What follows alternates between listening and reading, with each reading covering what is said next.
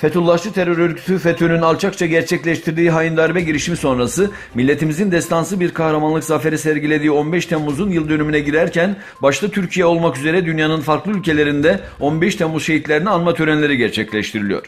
Varlığını Türk İslam varlığına armağan eden kahramanlarımızı saygı, minnet ve rahmetle anıyoruz. Başkan Erdoğan şehit yakınları ve gaziler ile bir araya gelecek. Akşam da direnişin ilk başladığı yer olan Şehitler Köprüsü'nde milyonlarla beraber yürüyecek.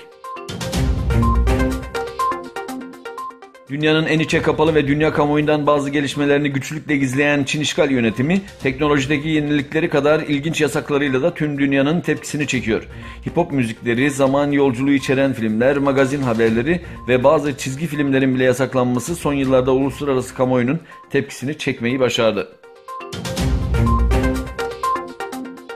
İran, gösterilerin yaşandığı Irak'ın Necef kentine yönelik seferleri uçuş güvenliği gerekçesiyle durdurduğunu açıkladı. Kuveyt sınır kapısı kapatıldı. Dünya dün Çin ve Mısır'da yaşanan iki kimyasal tesis patlamasıyla ayağa kalktı. Çin'de sanayi bölgesinde, Mısır'da ise havalimanı yakınlarındaki bir tesiste patlama yaşandı. Patlamalardan ilki Çin'in Sichuan eyaletinde Yangchun sanayi bölgesinde meydana geldi. Akşam saatlerinde yaşanan patlamada en az 19 kişi hayatını kaybetti, 12 kişi de yaralandı. Birleşmiş Milletler'e üye 193 ülkenin 192'si göç konusunu küresel çapta ele alan ve göçmenlerin güvenliğini sağlamak için insan kaçakçılığını azaltmak hedefiyle hazırlanan sözleşme metni konusunda anlaştı.